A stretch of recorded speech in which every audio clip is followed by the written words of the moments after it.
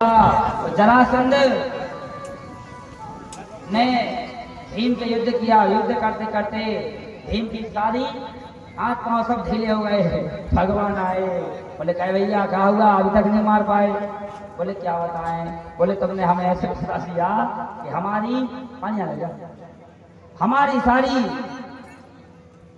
नस नस ढीली हो गई। बोले क्या बताएं। बोले तुम्हारे साथ तो समस्या है। भीमसेन बोले क्या। बोले जब महाभारत का युद्ध हुआ तब तुमने किसी की नहीं मानी और ना तुमने हमारे तरफ की देखता तो हम तुम्हें कुछ बता देते। तुम अपने मन का कहते रहे तो जानो, तब जाकर के बोले क्या करना है। बोले जब तुम आज भीमसेन जरासंध के साथ युद्ध करो, युद्ध करना और साथ ही हमारे सामने देखना। और जैसे ही भगवान ने ऐसे कहा, युद्ध चालू हुआ, ढोल नगाड़े बजने लगे, तो कुश्ती हो रही थी। तब भगवान ने जो खजरी का पेड़ जानते हैं,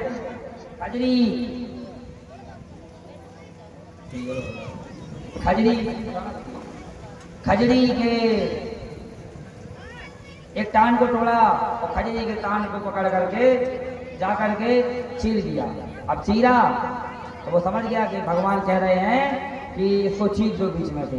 तो भीमसेन ने लात धर के जैसे जरासंध को चीरा और इस तरफ फेंका, उस तरफ फेंका, और जैसे ही फेंका तो सब लोगों ने जयकारे लगाने लगा दिए। बोले भीम भैया की। जैसे ही जयकारे लगाए तो जरासंध फिर जुड़ गया। जैसे ही जयकारे लगाए तो जरासंध फिर जुड़ गया। और उन्होंने कहा ये क्या लफड़ा है। ऐसे कम से कम 10-12 बार फेंका, तब जाकर के भगवान ने फिर दोबारा से वो खजरी का ऐसे पकड़ा और एक विपरीत दिशा में फेंका, एक ऐसे फेंका और एक ऐसे फेंका। तब वो समझ गया। तब जाकर के भीमसेन ने भी विपरीत दिशा में जरासंध को फेंका। तब जरासंध की मृत्यु हुई। तो कहने का भाव है कि लीला के माध्यम से भगवान ने जरासंध का उद्धार कराया। बोलो भक्त वत्सल भगवान की। आगे चल करके भगवान की और भी कथा आती है, लेकिन आप लोग देख रहे हैं मौसम काफी विपरीत है। और आज की कथा में ऐसा संतों का मत है, हमारा तो बहुत भाव है, पर क्या करें, जैसा मौसम के हिसाब से चलना पड़ता है। तो हम वही भगवान की दिव्य कथा के लिए चलते हैं, इसके सुनने के लिए आप वह कथा कौन है, वह है सुदामा चरित्र की कथा। बोलो सुदामा जी महाराज की। कृष्ण स्यासी सखा काश्चित् ब्राह्मणो ब्रह्मवित्तमा विरक्तार्चार्थे इंद्रियस्य प्रसन्नात्मा जितेन्द्रिया। मैंने पहले बताया था ये सुदामा जी कौन है। सुदामा जी भगवान के भक्त हैं। और सुदामा जी और भगवान श्री कृष्ण एक साथ श्री सांदीपनि जी के आश्रम में एक साथ शिक्षा लेने के लिए गए थे। और सुदामा जी से भगवान श्री कृष्ण ने कहा था तो भैया जब भी तुम्हें समय मिले हमारे यहाँ एक बार जरूर आना। सुदामा जी बहुत ही संतुष्ट आदमी हैं और उनकी पत्नी का नाम है श्री सुशीला देवी। यथा नाम तथा गुण। अब लेकिन यहाँ पर होता क्या है, पुरानी मानना देखो, हमें किसी का डर नहीं है क्योंकि हम किसी को देखेंगे नहीं। आजकल के जो कथा वक्ता आते हैं वो क्या कहते हैं, सुदामा भिखारी, सुदामा गरीब है, बदनसीब है। महाराज जी आगे बताओ, क्या बदनसीब भगवान की भक्ति कर सकता है? नहीं कर सकता। तो ना ही तो सुदामा जी गरीब थे, ना ही बदनसीब थे। हाँ, भगवान के भक्त थे, उनके पास धन नहीं था। पर मैंने क्या कहा, इस संसार में सबसे बड़ा धनी कौन है? कोई तन दुखी, कोई मन दुखी, कोई धन बिन रहा ते उदास, थोड़े थोड़े सब दुखी, सुखी राम के दास। इस संसार में सबसे बड़ा सुखी है तो कौन है? भगवान राम का दास। धनवंता कोई जानिए जाके राम नाम धन हो। जिसके पास राम नाम कृष्ण नाम का धन है वही धनवान है। इसलिए संक्षिप्त सी बात यही है कि सुदामा जी का बहुत बड़ा परिवार है और शरीर उनका इतना बिल्कुल दुबला पतला सा और वस्त्र ज़्यादा कोई विशेष सुंदर वस्त्र नहीं है। एक उनकी फटी सी धोती है और उस धोती को पहन करके सुदामा जी रहते हैं। उनकी पत्नी के पास में भी एक धोती है और धोती पहन करके वह लोग रहते हैं और बात करते हैं। धीरे धीरे धीरे ऐसा कथा में बताया गया है सुदामा जी के पास बहुत बड़ा महल था।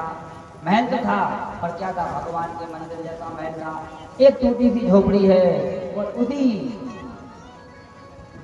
झोपड़ी में सुदामा जी रहते हैं।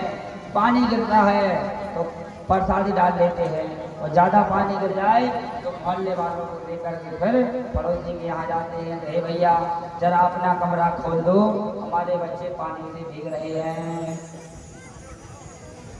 सुदामा जी के लिए अक्सर कथा वक्ताओं ने भिखारी का दर्जा दिया है, और सुदामा के नाम पर खुद भीख मांग करके लोगों से ले जाते हैं। पर मैं आपको बता दूं, सुदामा जी कोई भिखारी नहीं थे। भिखारी तो वो व्यक्ति है जो सुदामा को भिखारी करता है। सुदामा जैसा धनवान कोई नहीं है, क्योंकि जिसके पास राम के नाम का धन है, चाहे जहाँ बजा लो, जहाँ आप जाओगे राम के नाम का धन वहाँ बन जाएगा। राम का नाम एक चेक की तरह है, एटीएम की तरह है, चाहे जहाँ पैसे निकाल लो। आपने देखा होगा ट्रेन में नेत्रहीन व्यक्ति, दीन दुखी ढोलक बजा करके और भजन गा करके कैसे पैसे ले जाते हैं। तो सुदामा जी चाहते तो ट्रेन में जाकर के भगवान के नाम पर पैसे ले लेते, लेकिन नहीं, उनने केवल भगवान की भक्ति करी, निष्काम भक्ति करी। दिन भर सुदामा जी का एक ही काम है कि भगवान के नाम को गाते रहते हैं और सजनों भजन करते रहते हैं। देखो इस संसार में यदि हमें किसी से कुछ मांगेंगे तो वो व्यक्ति हमें जितना मांगेंगे उससे आगे देता है। जैसे हम किसी से पैसा मांगते हैं 1000 तो वो देता हमें 200, उसी प्रकार से यदि हमें मांगना है तो परब्रह्म से मांगे, और नहीं मांगना है तो जो वो चीज की हमें आवश्यकता पड़ेगी वह परमात्मा हमें अपने आप ही दे देता है। लिखा है अजगर करे न चाकरी, पंछी करे न काम, दास मलूका कह गए सबके दाता राम, सबके दाता राम। देखो भगवान से बड़ा हमेशा हमें प्रार्थना करना चाहिए, क्योंकि भगवान के हम तो दास हैं। हमने कल ही बताया था कि जब हम छोटे रहते हैं तो हमारे माँ के स्तनों में अपने आप स्तर आ जाता है, और जब हम बड़े रहते हैं होते हैं तो वो स्तन ऑटोमेटिक बंद हो जाता है। इसका कारण क्या है? क्योंकि भगवान जब हमें इस संसार में भेजते हैं तो उनके लिए हमारी चिंता हो जाती है, तो हर चीज व्यवस्था देते हैं। हम सदा से बड़े होते हैं, 2-3 साल के हमारे दांत हो जाते हैं, ऑटोमेटिक ही माँ के स्तनों से स्तन से दुग्ध निकलना बंद हो जाता है। उसी प्रकार से भगवान को सबकी चिंता है। कभी भी सुदामा जी हर व्यक्ति के घर के आ जाते हैं, परंतु सुदामा जी ने किसी के घर के बाहर जाकर के, आप प्रमाण लेके आओ, तो सुदामा जी ने यहाँ लिखा कि भवती मां भिक्षाम देहि। सुदामा जी हर व्यक्ति के घर पर जाते थे और जाकर के यही कहते थे जय श्री कृष्णा, जय श्री कृष्णा, जय श्री कृष्णा।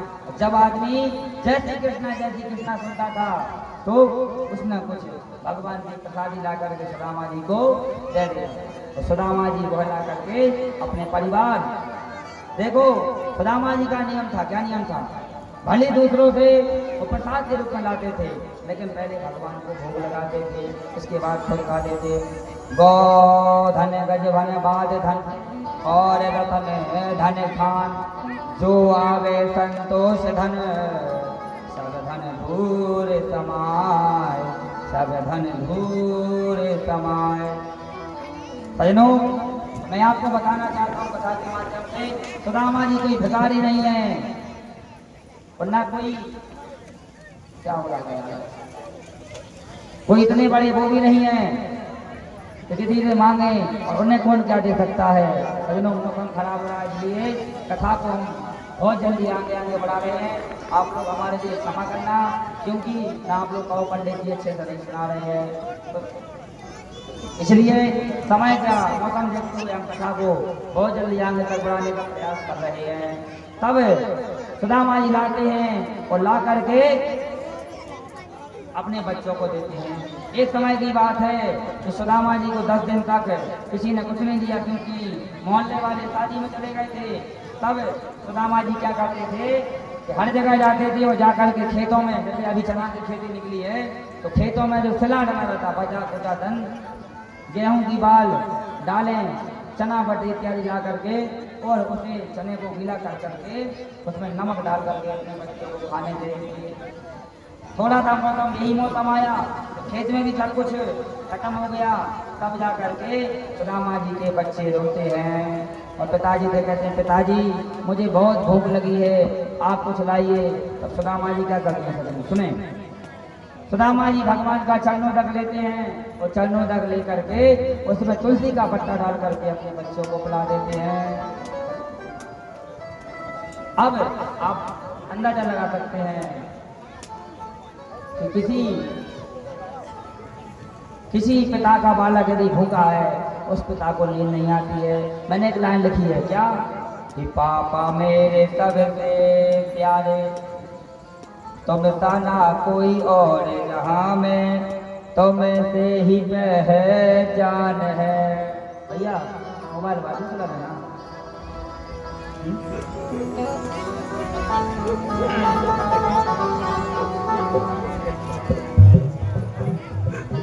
पापा मेरे सबसे प्यारे, तुम ताना कोई और जहां में, तुम से ही पहचान है। ओ तुम से ही पहचान है। पापा मेरे सबसे प्यारे, तुम ताना कोई और जहां में, तुम से ही पहचान है। तुमसे ही पहचान है।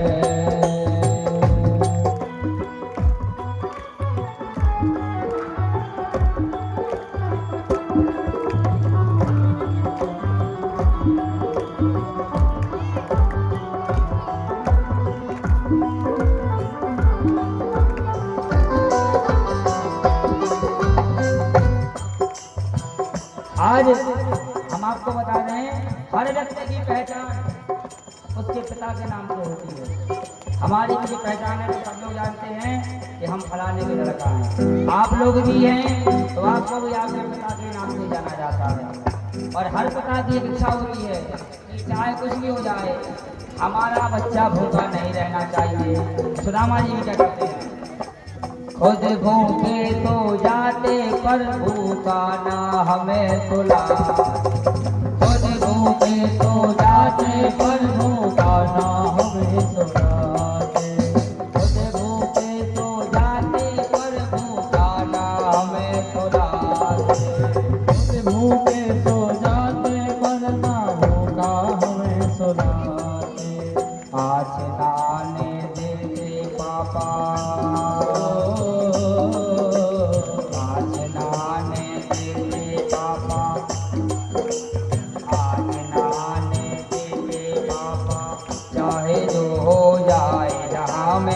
तुम्हें से ही पहचान है।